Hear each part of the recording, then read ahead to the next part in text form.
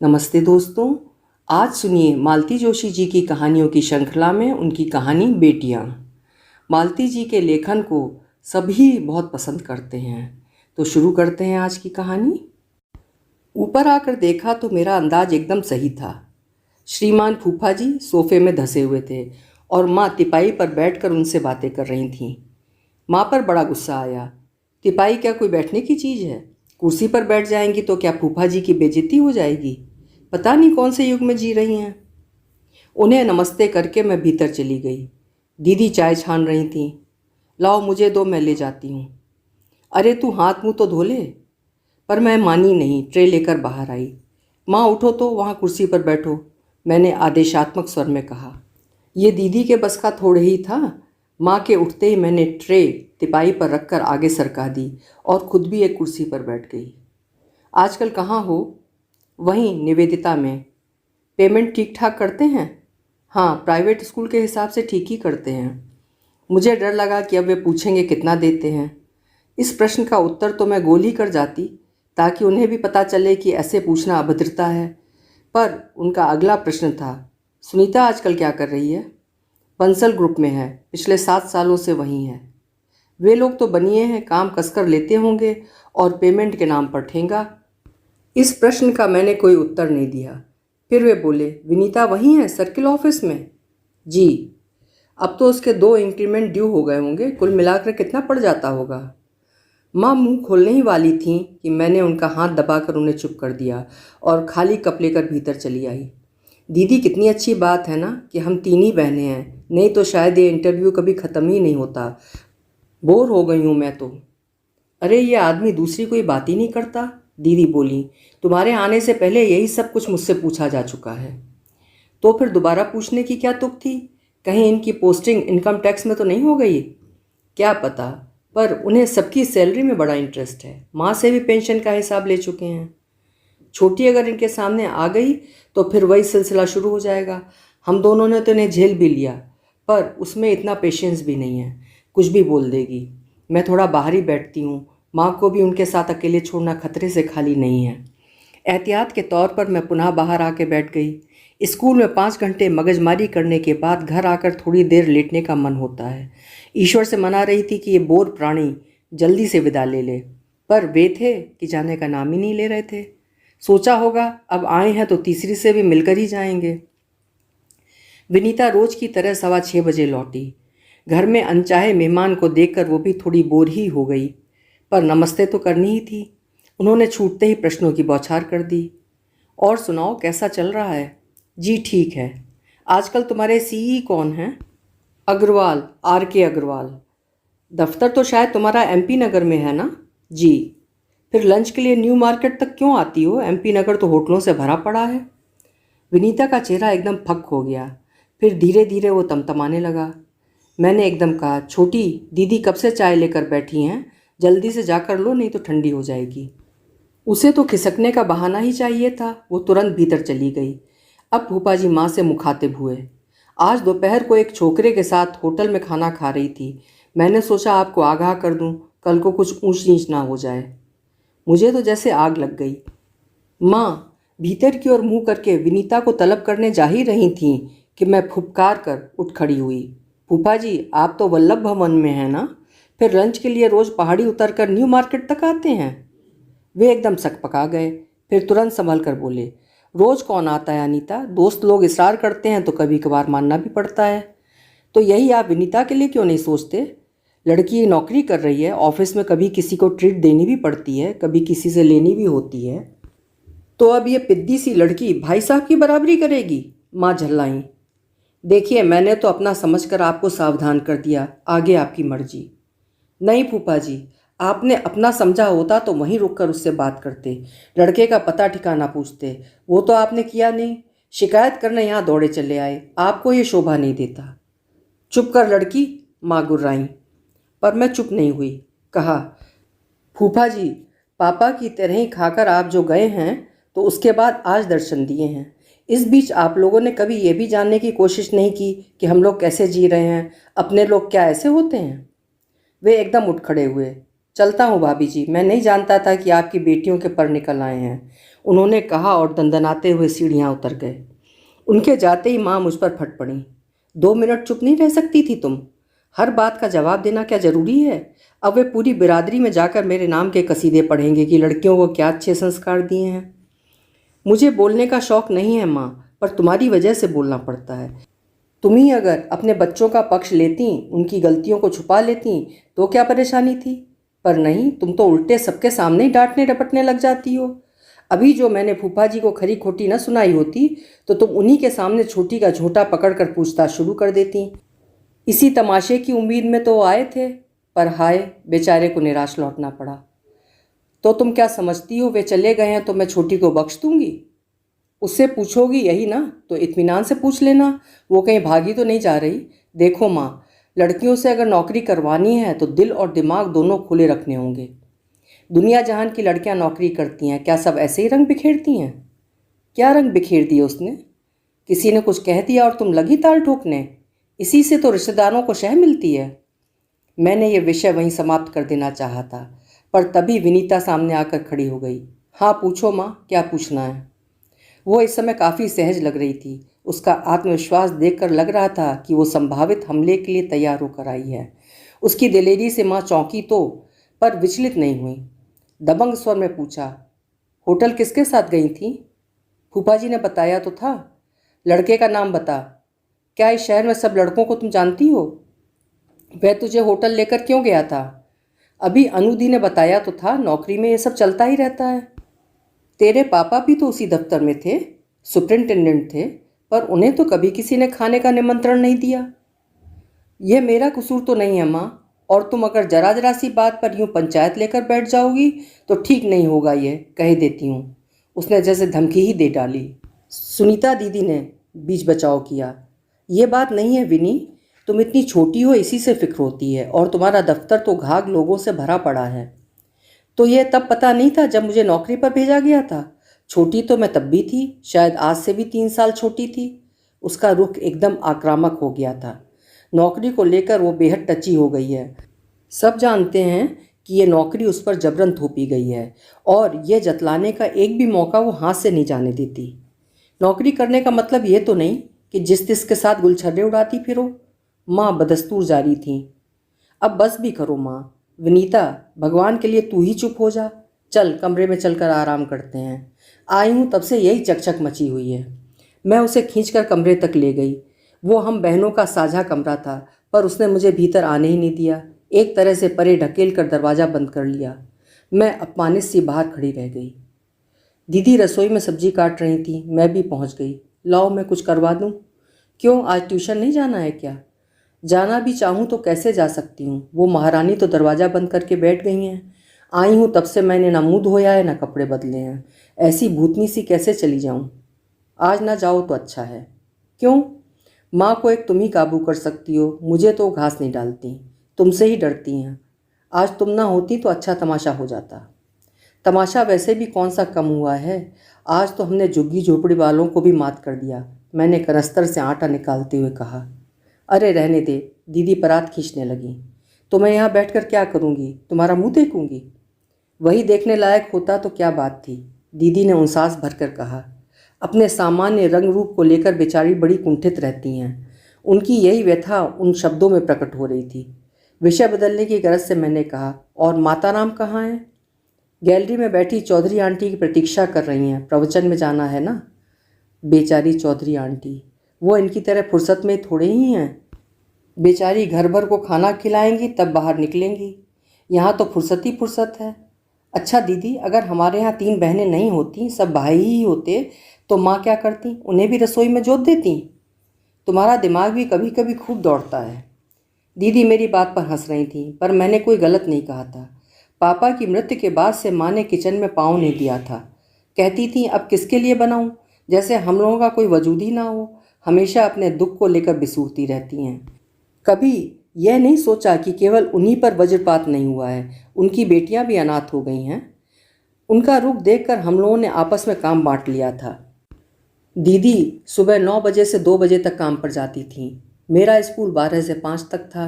इसलिए सुबह का खाना मैं बनाती थी, शाम को दीदी देख लेती थी। विनीता छोटी थी और हमेशा छोटी ही बनी रही। भाभी जी, नीचे से चौधरी आंटी की आवाज़ आई। माँ तो तैयार ही थी। उन्होंने भीतर आकर जैसे दीवारों से कहा, मैं जा रही हूँ, और चली गईं। हम दोनों निशब्द उनका सीढ़ियों से उतरना सुनते रहे। बड़ी देर बाद दीदी बोली, अनु, माँ का कुछ करना पड़ेगा। क्या?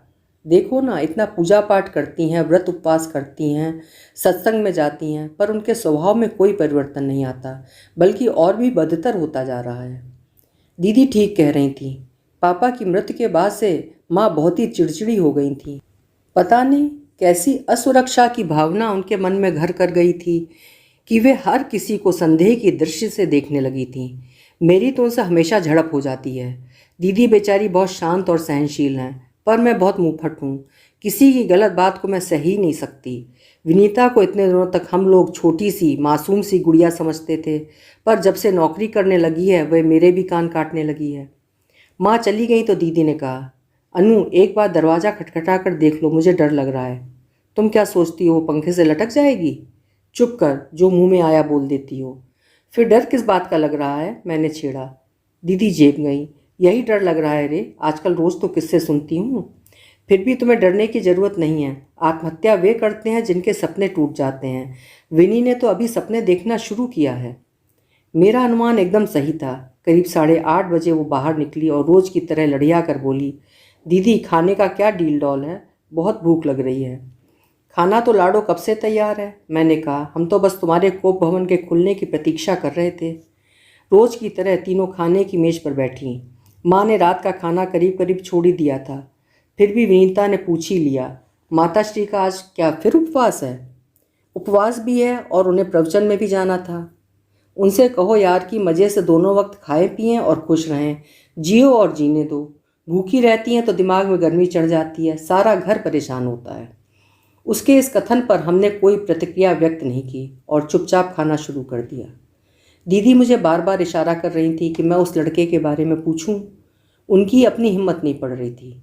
मैंने जानबूझकर उन्हें अनदेखा किया।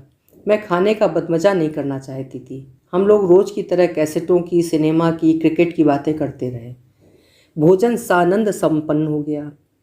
सोचा था रात को इत्मीनान से विनीता से बात करूंगी, पर वो तो बिस्तर पर पड़ते ही सो गई थी। दिन भर की थकान और तनाव अब उसके चेहरे से गायब थे और वो एक बच्ची की तरह मासूम लग रही थी। दीदी भी ज़्यादा देर तक जागने की आदी नहीं है। सुबह 5 बजे से उठ जाती हैं, इसलिए रात 10 बजते बजते उनकी आंखें भी झपकने लगती हैं। लेकिन मैं देर तक सो नहीं सकी। सोचने का रोग मुझ में कुछ ज़्यादा ही है। पापा की मृत्यु के बाद से ये बीमारी कुछ ज़्यादा ही हो गई। आज भी मुझे पापा की मृत्यु के बाद का सारा घटनाक्रम याद आ रहा था। शाम को सब लोग रोज़ की तरह पापा की प्रतीक्षा कर रहे थे कि संदेशा आया, पापा अस्पताल में हैं। हम लोग सब भागे भागे अस्पताल पहुँचे, तब तक सब समाप्त हो चुका था। लोगों ने बताया कि शायद दफ्तर में अचेत होते ही उनके प्राण निकल गए थे। अस्पताल ले जाना तो मात्र औपचारिकता थी। अगले 10-12 दिनों में घटनाक्रम इतनी तेजी से घूमता रहा कि सोचकर आश्चर्य होता है। एक व्यक्ति की मृत्यु कितने सारे प्रश्न चिन्ह खड़े कर गई थी। पापा की राख ठंडी भी ना हो पाई थी कि सबको घर परिवार की चिंता सताने लगी। चिंता की तो खैर बात ही थी। आखिर 3-3 लड़कियों की जिम्मेदारी का सवाल था। मम्मी को पेंशन तो मिलने वाली थी, पर उससे क्या होता। उन दोनों दीदी ही बस काम कर रही थी, वहाँ भी बहुत अच्छा वेतन नहीं था। सबसे बड़ा सहारा था अनुकंपा नियुक्ति का, और सबसे ज़्यादा उहापोह भी उसी को लेकर थी। माँ का तो प्रश्न ही नहीं था। कुल जमा 8वीं पास थी। बहुत होता तो पियून की नौकरी मिल जाती, पर वो हम में से किसी को भी गवारा नहीं था। चाचा बोले, सुनीता को लगवा देते हैं। उसके दबे हुए रंग के कारण शादी में वैसे भी बहुत अड़चन आ रही है। सरकारी नौकरी लग जाएगी तो लड़के वाले हाथों हाथ ले लेंगे। पर मामा जी को ये प्रस्ताव पसंद नहीं आया। बोले, सुनीता की समस्या तो हल हो जाएगी, पर हमारी बहन का क्या होगा? उसे तो इसी कमाई के सहारे ज़िंदगी गुजारनी है। तो क्या लड़कियों को ज़िंदगी भर घर बैठा कर रखेंगे? मान लो अनीता को भी लगवा देते हैं तो 3-4 साल में उसकी भी शादी तो होनी ही है। एक प्रावधान होता है, फूफा जी बोले। लड़की अगर शादी कर भी ले तो भी आधी तनख्वाह वो अपने मैके वालों को देने के लिए बाध्य होती है। अरे लाख कानून हो, पर ब्याही लड़की का पैसा कौन लेगा बताइए तो? मौसी ने तुनक कर कहा। तो ऐसा करते हैं, विनीता को लगवा देते हैं। कम से कम 8-10 साल तक तो चिंता नहीं रहेगी, बाद में देखा जाएगा। अब तक मैं मूक दर्शक की भांति सारा तमाशा देख रही थी। अब मुझसे चुप नहीं रहा गया। मामा जी, ये आप कैसी बात कर रहे हैं? उसकी कोई उम्र है नौकरी करने की? बच्ची है अभी तो। कोई दुधमुही बच्ची तो है नहीं, 18 पार तो कर चुकी होगी। तो क्या हुआ, इस समय वो पीएमटी की तैयारी कर रही है। पापा का कितना मन था कि कम से कम उनका एक बच्चा डॉक्टर बने। हम दोनों आर्ट्स वाली थीं, इसी पर सारी आशाएं थीं। कम से कम पापा का सपना तो पूरा होने दीजिए। सपना पूरा ही करना है तो बने रहते, खुद तो चले गए और मेरी जान को ये 3-3 बलाएं छोड़ गए। माँ रोने लगी। वातावरण फिर शोकमग्न हो गया। जीजे ठीक कह रही हैं, वैसे 3-3 लड़कियों की जिम्मेदारी कम नहीं होती। तिस पर डॉक्टरी पढ़ाना क्या हंसी खेल है? इतना खर्च कौन उठाएगा? हम लोग उठा लेंगे। दीदी तो जॉब कर ही रही हैं, मैं भी नौकरी कर सकती हूँ।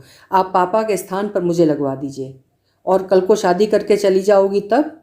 तब क्या हम तुम्हारे दरवाजे पर आकर भीख मांगेंगे? मेडिकल की पढ़ाई कोई 1-2 साल की तो होती नहीं, पूरे 5 साल लगते हैं। और देखो, उसके भाग्य में अगर डॉक्टर बनना होता तो जीजाजी असमय क्यों चले जाते? या वही पिछले साल निकल जाती, इस साल ड्रॉप ना लेना पड़ता। चाचा बोले। मुझे बड़ा ताव आया।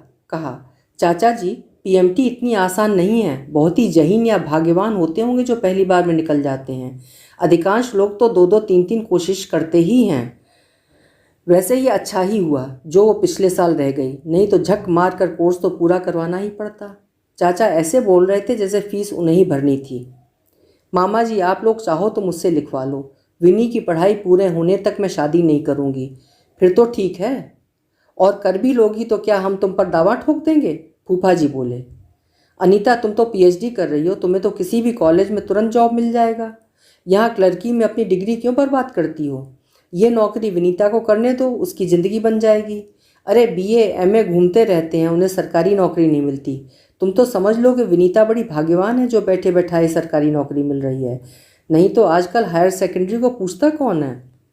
अजीब शख्स है, बाप की मौत को भाग्यशाली बता रहा है। मन हुआ कि कह दूं, भगवान ऐसा भाग्य आपके बच्चों को भी दे, पर चुप कर गई। मैंने और दीदी ने बहुत जोर लगाया पर हमारी एक न चली। माँ को तो सारे रिश्तेदारों ने ऐसे घेर रखा था कि वे हमारे हिस्से में आती न थीं। पिता तो चले ही गए थे, माँ भी हमसे दूर हो गई थी। वे हमारे किसी सुझाव, किसी प्रस्ताव को सुनने के लिए तैयारी नहीं थी। विनीता को जब ये निर्णय सुनाया गया तो उसने रो रो कर घर भर दिया और हम लोग असहाय होकर देखते रहे। उसने खाना पीना छोड़ दिया पर कोई नहीं पसीजा। एक तरह से हाथ पकड़कर ही उससे एप्लीकेशन लिखवा ली गई। हम दोनों से भी लिखवा लिया गया कि हमें कोई ऐतराज़ नहीं है, हम अपना हक स्वेच्छा से छोड़ रही हैं। माँ का तो प्रश्न ही नहीं था, उनके भाई उनसे जहाँ चाहें दस्तखत करवा सकते हैं। इसके बाद पीएमटी की परीक्षा आई और चली गई। सूजी हुई आंखें लिए विनीता घर में कैद होकर बैठी रही। उसने सहेलियों से मिलना जुलना तक छोड़ दिया। उसका हंसना बोलना बंद हो गया था। पूरे 4 महीने लगे तब जाकर उसका ऑर्डर आया। पहले दिन मामा जी दफ्तर तक पहुंचाने गए थे। मैं उसके लिए मिठाई लेकर आई। दीदी नया पर्स, छाता, टिफ़िन बॉक्स लेकर आई। मैंने अपने 2 अच्छे सूट उसे निकाल कर दिए। बड़ी बहन के नाते हम ये सब कर रहे थे, पर मन में एक अपराध भाव तो था ही। सुबह घर से छुई मुई सी रोनी सूरत वाली विनीता ऑफिस गई थी, पर शाम को लौटी तो बदली हुई थी और फिर बदलती ही चली गई। सुबह की चाय हम लोग अक्सर गैलरी में ही लेते हैं। हम लोग मतलब मैं और दीदी। माँ तो उस समय सोई ही रहती हैं। मूड हुआ तो विनीता हमारे साथ बैठ जाती थी, पर अमूमन वो उतनी सुबह बिस्तर छोड़ना पसंद नहीं करती। घर में वही एक खुली जगह है, इसलिए मैंने वहाँ 10-20 गमले रख दिए हैं। उनकी साज संभाल का भी वही समय होता है। उसके बाद तो पूरा दिन भाग दौड़ में ही बीत जाता है। चाय पीकर रोज़ की तरह दीदी अखबार देखने लगी थी। मैं मनी प्लांट के पत्तों को गीले कपड़े से पोंछ रही थी। तभी विनीता की महीन सी आवाज़ आई, दीदी चाय है? बिल्कुल है, जा जल्दी से कप ले आ। उसके भीतर जाते ही दीदी फुसफुसा कर बोली, लगता है महारानी का दिमाग आज ठिकाने पर है। मैं कुछ नहीं बोली, चुपचाप अपना काम करती रही। विनीता भी तब तक कप लेकर लौट आई थी। चाय की चुस्कियाँ लेते हुए उसने कहा, अन्नू दीदी, आप कभी कोहिमा गई हैं? वहाँ के मनी प्लांट्स देखिए, you can't imagine, such a big size. बातों का सूत्र पकड़कर मैंने पूछ लिया, कल कोहिमा गई थी? उसकी स्वीकारोक्ति के साथ ही दीदी शुरू हो गई। किसके साथ गई थी? पराग के साथ, पराग शुक्ला। तुम्हारे दफ्तर में है? नहीं, शुक्ला अंकल का लड़का है। वो एक बार मुझे घर छोड़ने नहीं आए थे, उन्हीं शुक्ला जी का बेटा है। अच्छा, वो कॉन्ट्रैक्टर साहब, क्या बेटा भी उनके साथ ठेकेदारी करता है? नहीं, वो तो मंडी द्वीप की किसी फैक्ट्री में है। इंजीनियर है, डिप्लोमा है। तुम्हारी पहचान कैसे हुई? अंकल के साथ वो भी कभी कभी ऑफिस आ जाता है। कल लंच पर अंकल भी साथ थे? दीदी ने पूछा। कमाल करती हो दीदी, अब मुझे टोकना ही पड़ा। कल अगर शुक्ला जी साथ में होते तो क्या फूफा जी भागे भागे रिपोर्ट करने आते? फूफा जी तो बेहद घटिया इंसान है, छोटी ने मुंह बिचका कर कहा। जैसे खुद हैं वैसा ही दूसरों को समझते हैं। पराग बेचारा इतना शरीफ लड़का है, इतना मॉडेस्ट और इतना हेल्पफुल। सो तो होगा ही, ऐसे वैसे को तो तुम मुंह नहीं लगाओगी, मैं जानती हूँ। मैंने छोटी का मन खुश करने के लिए कहा था, पर दीदी जुटी हुई थी। फिर भी छोटी, थोड़ा संभल कर ही चला करो, जमाना बड़ा ख़राब है। पराग लड़का अच्छा होगा, पर क्या कह सकते हैं। तुम लोगों के बीच कोई ऐसी वैसी बात तो नहीं है ना? सिर्फ फ्रेंडशिप ही है ना? ऐसी वैसी बात का क्या मतलब दीदी? छोटी एकदम भड़क गई थी। साफ साफ पूछो ना कि मेरा उससे कोई अफेयर तो नहीं है। एक बात मैं साफ साफ कहे देना चाहती हूँ कि मैं अपने को उस दफ्तर में दफन नहीं होने दूंगी। मुझे बेहतर ज़िंदगी की तलाश है, एक मजबूत सहारे की तलाश है। अगर मेरे भाग्य से मुझे कोई अच्छा साथ मिलता है तो मैं उसे अवश्य स्वीकार करूंगी। ऐसा सुनहरा मौका हाथ से नहीं जाने दूंगी। तो क्या तू शादी करने की सोच रही है? दीदी चकित थी। सोचना तो पड़ेगा दीदी, किसके भरोसे बैठी रहूं बताओ। पापा के रहते तक तो तुम लोगों का कुछ नहीं हो पाया, अब माँ के बस का तो ये काम है नहीं, तो मैं क्या करूं? तुम्हारे लिए रुकी रहूं? तब तक तो मैं बूढ़ी हो जाऊंगी दीदी। बहुत अच्छे मूड में हमारा चाय पान शुरू हुआ था, पर ख़त्म होते होते सबके मन खट्टे हो गए। खासकर उसकी ये बात तो बहुत ही बुरी लगी कि तुम लोगों का इंतजार करते करते मैं बूढ़ी हो जाऊंगी। यह बात भी सच थी कि दीदी 30 पार कर चुकी थी और मैं 26 को छू रही थी। छोटी ने पिछले महीने 22 पूरे कर लिए थे। यूँ शादी के लायक तो थी, पर ऐसा भी नहीं था कि शादी की उम्र निकली ही जा रही हो। पर शायद हम दोनों की बढ़ती उम्र को देखकर वो अधीर हो उठी थी। ये बात नहीं है कि पापा ने दीदी के लिए कोई कोशिश नहीं की। बहुत हाथ पैर मारे, पर बात बनी ही नहीं। दीदी एकदम पापा पर गई हैं, रंग काफ़ी दबा हुआ है, इसलिए हर बार बात वहीं पर आकर अटक जाती थी। कुछ लोग तो ऐसे उस्ताद थे कि दीदी को देखने आते और मुझे मांग बैठते। मैं भी कोई स्वरूप सुंदरी नहीं हूँ, पर रंग जरा खुला हुआ है। फिर हिंदुस्तानी आदमी तो रंग पर ही मरता है। उन दोनों बहुतों ने सलाह दी कि जिसकी लग रही है उसी की कर दो, एक जिम्मेदारी कम हो जाएगी, पर पापा तैयार नहीं हुए। फिर उस तरह के संबंध के लिए मेरा मन भी गवाही नहीं देता था। एक तरह से तो बहन का हक मारना हुआ। विनीता को हम लोगों ने कभी उस दृष्टि से देखा ही नहीं। वो तो हमेशा से हम सबका खिलौना रही है, पर अब लगता है कि वो हम तीनों में सुंदर है, एकदम माँ पर गई है। माँ का रंग रूप तो उसे मिला ही है, स्वभाव भी वही है, वैसी ही मूडी, जिद्दी, चिड़चिड़ी और आत्म केंद्रित। उसकी ये विशेषताएं अभी अभी नजर आने लगी थीं। 4-5 दिन बाद चिंटू मामा बड़ी विजयी मुद्रा में घर में दाखिल हुए। जिज्जी, सब पता कर लिया है। क्या पता कर लिया है? उस लड़के के बारे में। कोई शुक्ला कॉन्ट्रैक्टर है, उनका लड़का है। इसमें तुमने कौन सा तीर मार लिया मामा? मैंने कहा। यह सब तो छोटी ने उसी दिन बता दिया था। मुझे तो नहीं बताया, माँ ने कहा। तुम्हें सुनने की फुर्सत भी थी? पूछने का भी तो एक तरीका होता है। उसने तो कुछ भी नहीं छुपाया, यह भी बताया कि लड़का डिप्लोमा होल्डर है, मंडी द्वीप की किसी फैक्ट्री में काम करता है। सब बता दिया था। उसके पीछे जासूस लगाने की कोई ज़रूरत नहीं थी। ज़रूरत थी, बिल्कुल थी, मामा ने जोर देकर कहा। बिना जांच पड़ताल किए ये कैसे पता चलता कि दोनों रोज़ खाना साथ खाते हैं? लड़का रोज़ उसे दफ्तर से घर तक छोड़ने आता है। बड़ी होशियार बनती हो, दोनों को आज तक पकड़ पाई हो। ये खबर मेरे लिए नई थी। मैं थोड़ा चौंकी तो जरूर, पर मामा को पता नहीं चलने दिया। हालचाल सुनकर माँ की त्योरियां चढ़ी जा रही थीं। उसे लक्ष्य कर मैंने कहा, यह तो बहुत ही अच्छा हुआ ना मामा, बिना जूते चप्पल चटकाए हमें ब्राह्मण का कमाता खाता लड़का मिल गया। कम से कम माँ की एक चिंता तो दूर हुई, नहीं तो कहाँ कहाँ हलकान होती फिरती। ब्राह्मण को लेकर खुश हो रही हो? वो बड़ा घाक पंडित है, पूरा बनिया है, जानबूझकर बेटे को ढील दे रहा है, सोच समझकर ऑफिस की लड़की को फांसा है कि ऑफिस की सारी खबरें मिलती रहें, टेंडर आदि की सुविधा बनी रहे। फिर लड़का प्राइवेट नौकरी में है, हाथ में एक सरकारी नौकरी तो आजकल बहुत ज़रूरी है। कम से कम क्वार्टर की सुविधा तो मिल ही जाती है। बूढ़ा बड़ा करामाती है, खूब उल्लू सीधा किया है उसने। और हम क्या कर रहे हैं मामा? मैंने चिढ़कर कहा। वो तो खैर पराए हैं, हम भी तो अपना स्वार्थ साध रहे हैं, नहीं तो फूल सी बच्ची की पढ़ाई छुड़वा कर उसे नौकरी में झोंकने की क्या ज़रूरत थी। अब अगर उसने वहाँ अपना भविष्य सुरक्षित करने का रास्ता खोज लिया है तो इतनी हाय तौबा क्यों मच रही है। कल को ये क्वार्टर छोड़ना पड़ेगा ना, तो ये बड़ी बड़ी बातें भूल जाओगी। जिनके पास सरकारी मकान नहीं होते मामा, वो लोग क्या सड़क पर रहते हैं? और हमारे सिर पर छत बरकरार रहे इसके लिए छोटी क्या जिंदगी भर कुंवारी बैठी रहेगी। माँ एकदम आपे से भार हो गई। शादी के लिए ऐसी मरी जा रही है कि यह भी होश नहीं रहा कि दोनों बड़ी बहनें अभी घर में बैठी हैं। माँ, ये अन्याय तो मत कीजिए। दीदी ने इतनी देर बाद मुंह खोला। हम लोगों के इंतजार में तो बेचारी बूढ़ी हो जाएगी। जाहिर था विनीता की उस दिन वाली टिप्पणी दीदी भूली नहीं थी। मेरे जीते जी ये कभी नहीं होगा। आज आने दो, अच्छी खबर लेती हूँ। बहुत पढ़ निकल आए हैं। माँ, फालतू हंगामा करने की ज़रूरत नहीं है, मैंने थोड़े कड़े शब्दों में कहा। अभी शादी की बात उसने तो उठाई नहीं है, फिर ये चिल्लपों क्यों? और मामा, तुम्हें क्या दफ्तर में कोई काम नहीं है जो माँ की फालतू बातों में सिर खपाते हो? उनकी तो आदत ही है, ना खुद चैन से रहती है ना किसी को रहने देती हैं। तुम और आग में घी देने क्यों चले आते हो? मेरी बात पर मामा मुंह फुलाकर चले गए। उन्होंने चाय भी नहीं पी। उनके इस अपमान पर माँ ने मुझे खूब खरी खोटी सुनाई, पर मैं खुश थी। कम से कम 10-15 दिन तक वो इधर का रुख नहीं करेंगे। जब भी आते हैं घर की शांति भंग कर जाते हैं, हर बात में दखलंदाजी करेंगे। अरे, इट्स आवर लाइफ यार। 6 बजने में चलने को हुई तो दीदी ने कहा, आज ट्यूशन नहीं जाओगी तो नहीं चलेगा। माँ भरी बैठी हैं, मैं संभाल नहीं पाऊंगी। दीदी, रोज़ रोज़ नागा भी तो नहीं कर सकती ना।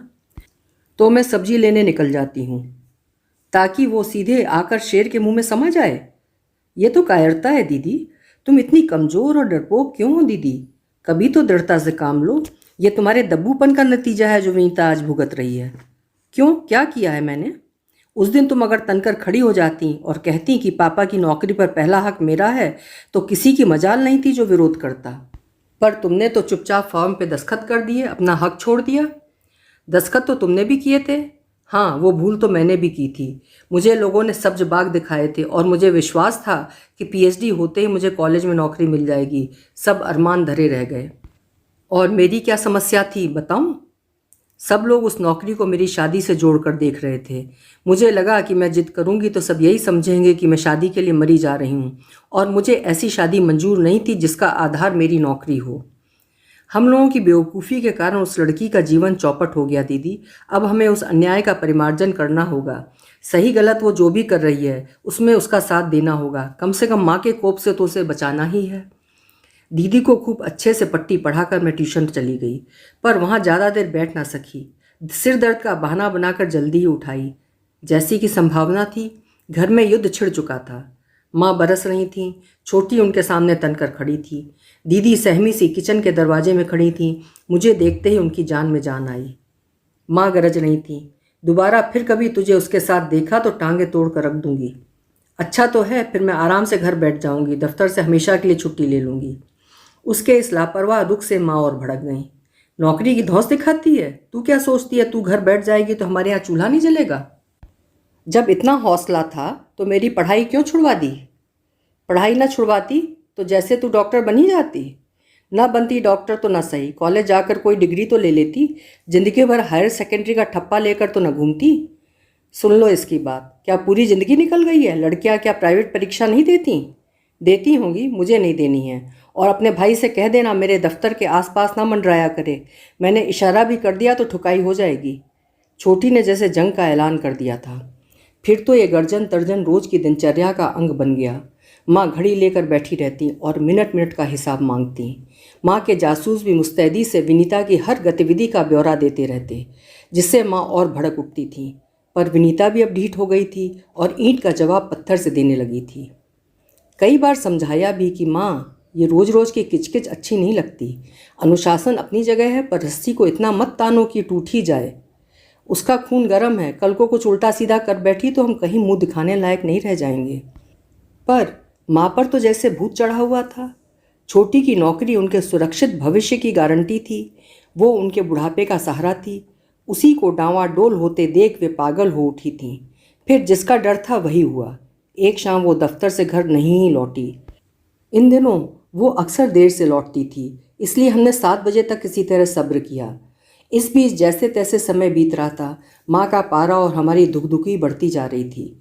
विश्वास हो गया था कि आज लड़की की खैर नहीं, पर 8 बजे तक भी वो नहीं लौटी तो मैं उठ खड़ी हुई। दीदी चलो चप्पल पहनो। कहाँ जा रही हो? माँ गुर्राई। कहीं तो जाना ही पड़ेगा, क्या हाथ पर हाथ धरे बैठे रहें? मामा को फ़ोन कर दो। हाँ, उन्हें साथ लेकर ही जाएंगे। और जल्दी से सीढ़ियाँ उतर गईं। दीदी बोली, मामा को मत घसीटो, वे तमाशा खड़ा कर देंगे। माँ को किसी तरह चुप कराना था ना, नहीं तो वे खुद ही बुला लाती।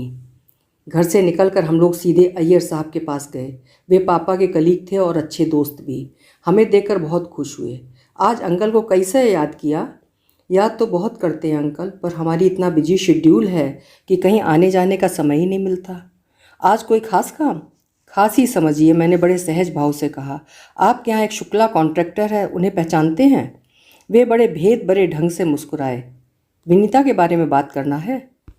दीदी का चेहरा एकदम फक हो गया, पर मैंने उसे नज़रअंदाज करते हुए कहा, आपने ठीक समझा अंकल। कैसे लोग हैं, बात चलाई जा सकती है।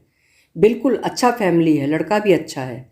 आप सिफारिश कर दीजिए ना। मैंने मनुहार की। सिफारिश का कोई ज़रूरत नहीं है, मामला जम जाएगा। जाहिर था उन्हें सब पता था। फिर इधर उधर की बातें करते हुए मैंने धीरे से शुक्ला जी का पता पूछ लिया। उन्हें ठीक से पता नहीं था, पर फ़ोन नंबर के आधार पर डायरेक्टरी से मालूम हो गया। मैंने पता नोट किया, चाय पी और अंकल को धन्यवाद देकर हम लोग बाहर आ गए। मैं तो डर गई थी कि कहीं तुम छोटी की गुमशुदगी की रिपोर्ट तो नहीं लिखवाओगी। पता है, आंटी दूसरे दिन पूरे शहर में ब्रॉडकास्ट कर देती। मुझे इतना पागल समझा है क्या? वहाँ नहीं जाती तो शुक्ला जी का पता कैसे मिलता? अब वहाँ जाएंगे? Of course. शहर के बाहर बनी एक कॉलोनी में उनका घर था। ढूंढने में परेशानी नहीं हुई, पर वहाँ पहुँचने तक मन में खटका बना रहा। सुनसान रास्ता और स्कूटर पर हम 2 महिलाएं। डरने की तो बात ही थी, पर आवेश में मैंने उस डर को भी पीछे छोड़ दिया।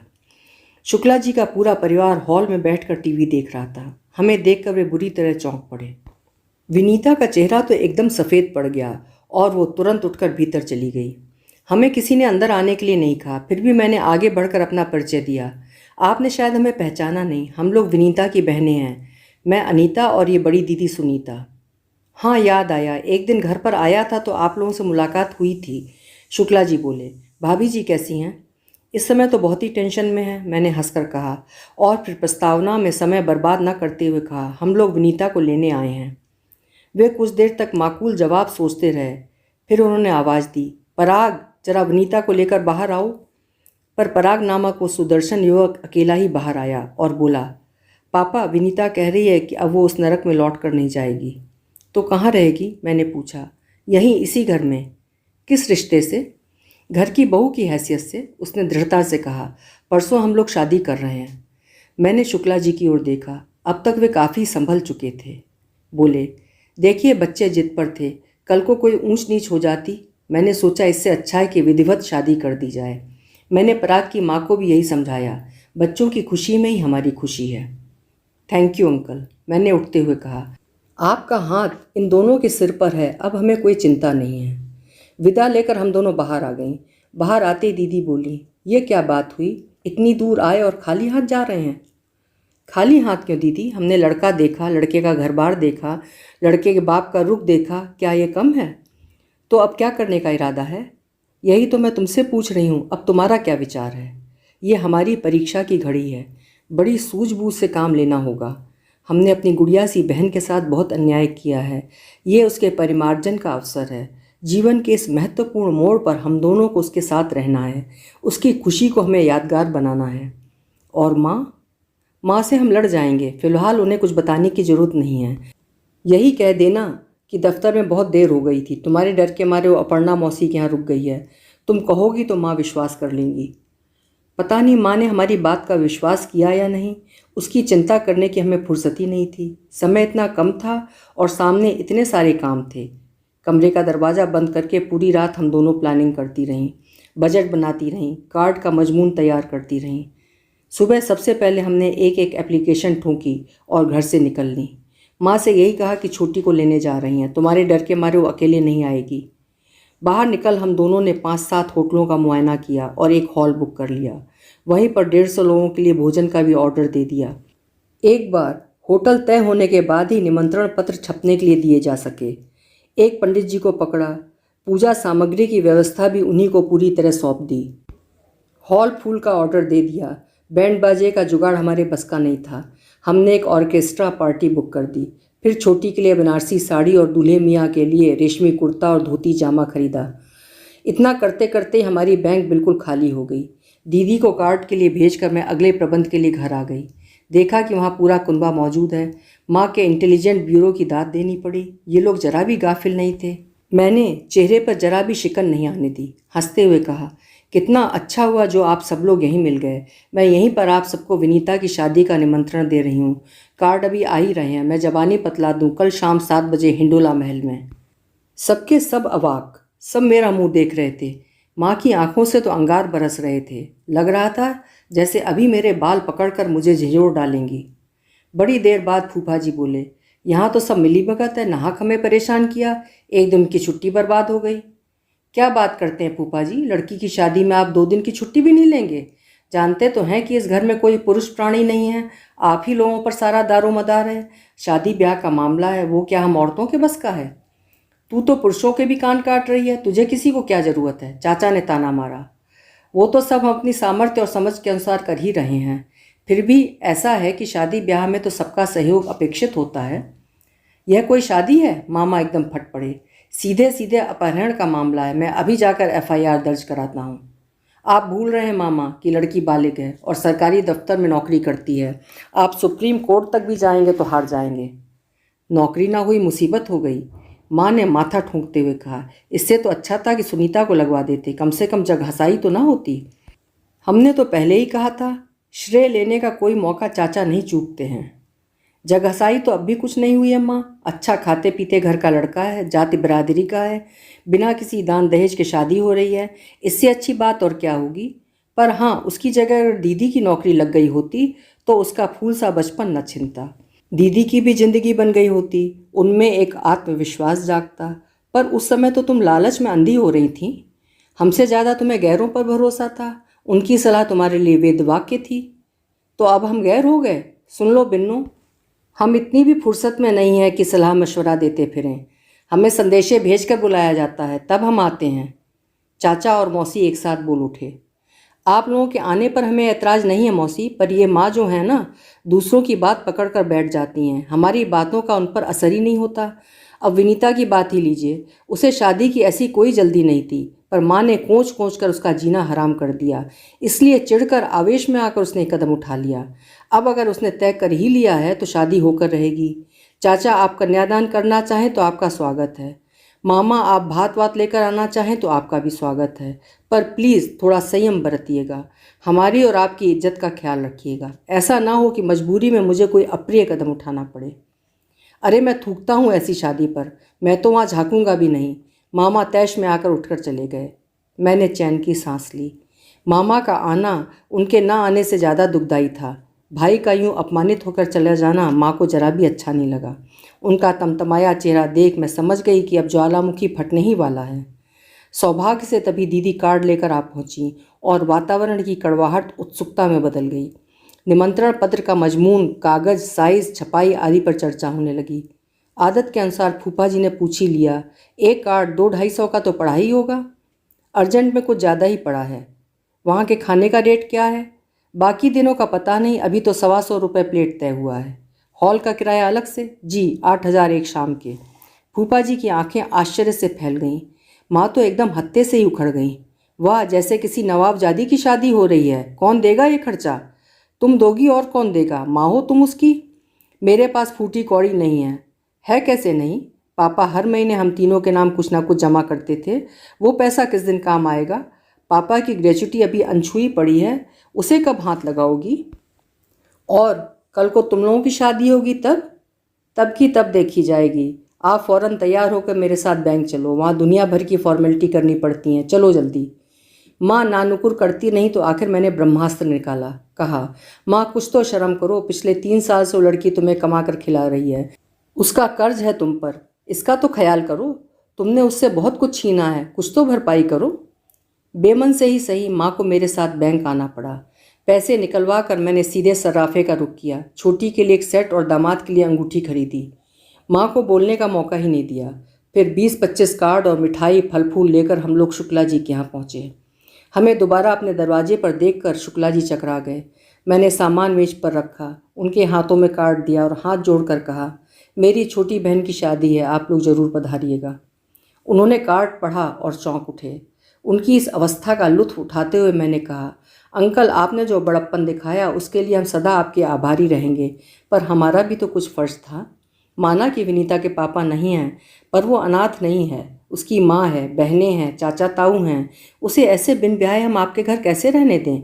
जो भी हो वो परंपरा के अनुसार हो तो अच्छा लगता है। आप शान से बारात लेकर आइए और 4 भले आदमियों के सामने उसे ब्याह कर ले जाइए। इस बार मुझे कहना नहीं पड़ा, उन्होंने खुद ही आवाज़ दी, पराग विनीता से कहो उसकी दीदी लोग उसे लेने आई हैं। विनीता कहीं आसपास ही थी शायद। आवाज़ सुनते ही दौड़ी चली आई और हमसे लिपट गई। उसके आंसुओं का सैलाब किसी तरह थमता ही नहीं था। जोश में आकर एक कदम उठा लिया था। ऊपर से बहादुर बन रही थी, पर भीतर से तो डरी हुई थी बेचारी। रिक्शे में बैठते हुए मैंने दीदी से कहा, दीदी तुम चाहो तो घर पर उतर जाना, मैं इसे किसी पार्लर में लेकर जाती हूँ। इसके चेहरे की मुर्दनी धोने में तो हफ्ता लग जाएगा, पर कल तक जरा प्रेजेंटेबल तो बना दूँ। अभी आप सुन रहे थे मालती जोशी मैम की लिखी हुई एक बेहद सुंदर कहानी बेटियाँ। आशा करती हूँ कहानी आपको भी पसंद आई होगी। फिर मिलेंगे। आपका समय शुभ हो, मंगलमय हो।